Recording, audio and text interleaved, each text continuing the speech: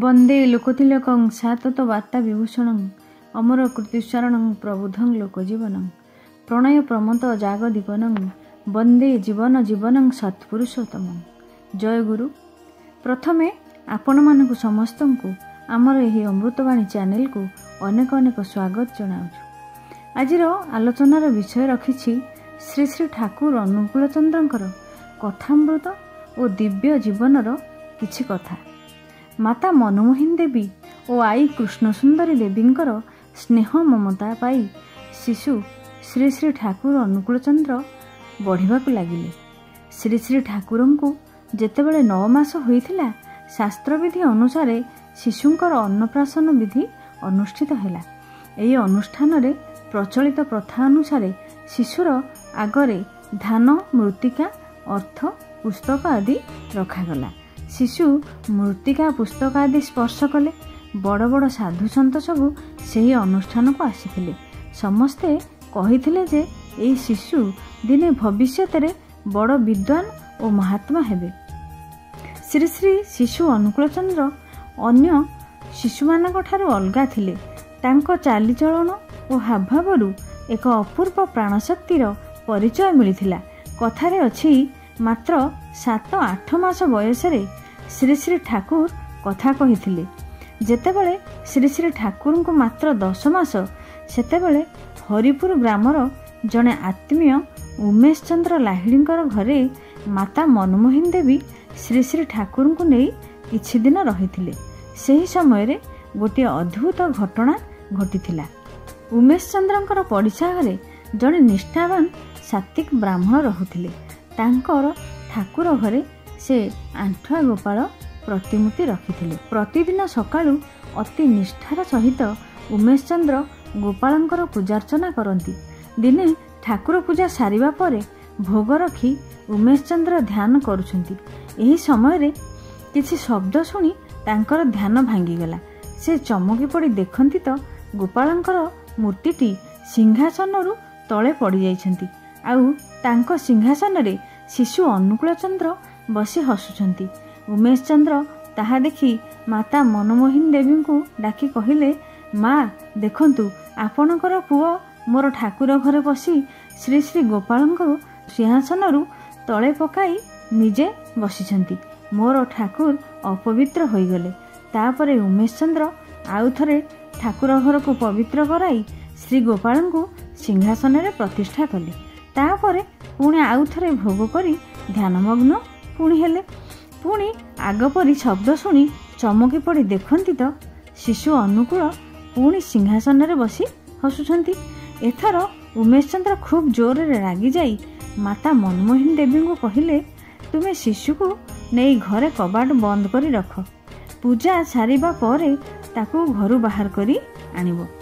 तापरे उमेश चंद्र निश्चिंत मनरे पुणी पूजार्चना करी ध्यान कले। पुणी से शब्द शुणी देखंती तो शिशु अनुकूल चंद्र सिंहासन रे बसी पुणी हसुछंती। से एथर माता मनमोहिनी देवी को उपरे भीषण रागिले।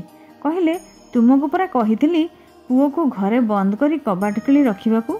माता कहिले, पुओ को तो मु घरे बंद करी रखिछि, केही तो कबाट खोली नाहंती। आउ दरुआन मध्य दुआर मुहरे जगिछि, पुओ आसिला किपरि? एक कथा सुनी उमेश चंद्र खूब आश्चर्य होइगले। तापरे माता मनमोहिनी देवी शिशु को सिंहासन रु टाणी आनी ता गालरे गोटे शक्त चापुड़ा मारिले। शिशु श्री अनुकूल चंद्र कांदी कांदी कहिले, से मोते काहेकि डाकिले जे? मु तो सेथिपाई आसिली। एक कथा सुनी उमेश चंद्र आहुरी आश्चर्य होइगले। संगे संगे तांको मनरे चेतना आसिला। संगे संगे तांको मनरे थिबा क्रोध पानी फोटका परी मिलई गला।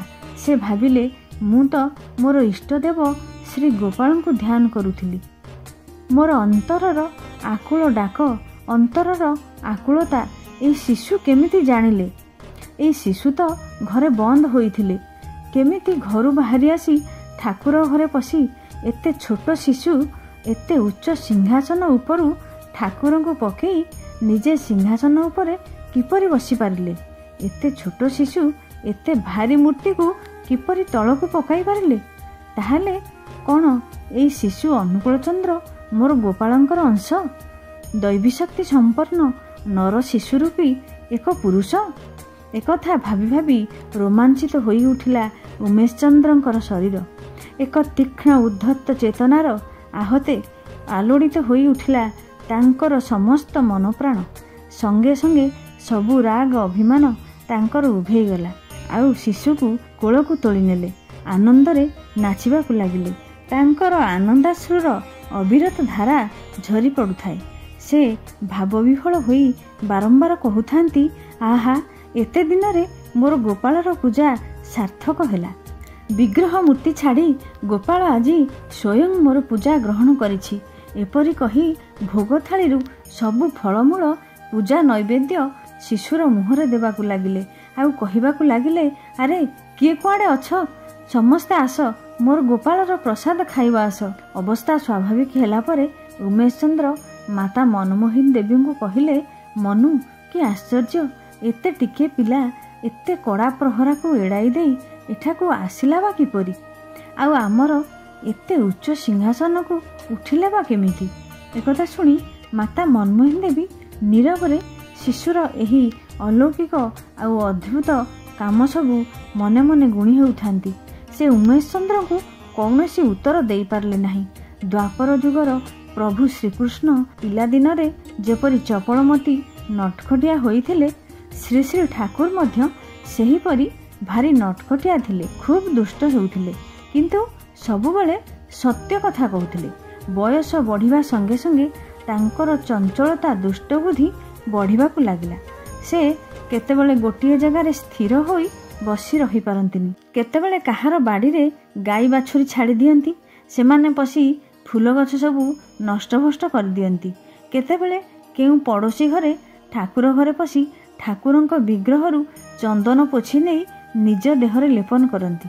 केतेबेले शालग्राम नहीं जाई बगीचार गछ मूले थोई देई पत्र घोड़े दे आसंती, नहेले पोखरी कूलरे कादुअरे पोति दे आसंती। दिने तांको घरर जणे कविराज विषबटिका किछि तैयारी करी खरारे सुखाइथिले, आउ निजे ताकू जगी बसिथिले। एई समय रे कौनसी कारणरू वैद्यराज टिके अन्यमनस्क होई पड़िथिले। सेही समय रे शिशु श्री श्री अनुकूल चंद्र कुआड़ू दौड़ी आसी सेई विषबटिकारु मुठाए नहीं खाईदेले। एई घटना देखी माता मनमोहिनी देवी, कविराज आउ घरर समस्त लोक व्यस्त होई पड़िले। एते गुड़े विषबटिका एते छोट शिशु खाईदेले तांकर अवस्था कौन हेबो? एई विषबटिका कौनसी दुरारोग्य व्याधि पाई कविराज तैयारी करती, ताकू खूब सावधानर सहित रोगी ठारे प्रयोग करा जाए। एबे कौन हेबो शिशुर अवस्था? दुख आउ हताशारे भांगी पड़िले मनमोहिनी देवी। समस्ते शिशुर जीवनर आशा गोटे प्रकार छाड़ी देइथिले, किंतु समस्तंकर दुश्चिंता को मिथ्या प्रमाण करी से सबू विषबटिका को अबलीला क्रमे हजम करदेले शिशु श्री श्री अनुकूल चंद्र। सेतेबेले शिशुर ए अलौकिक शक्तिर परिचय पाई समस्ते आश्चर्य होइगले। समयर स्वल्पता नहीं आजि पई एतिकरे रखुछि।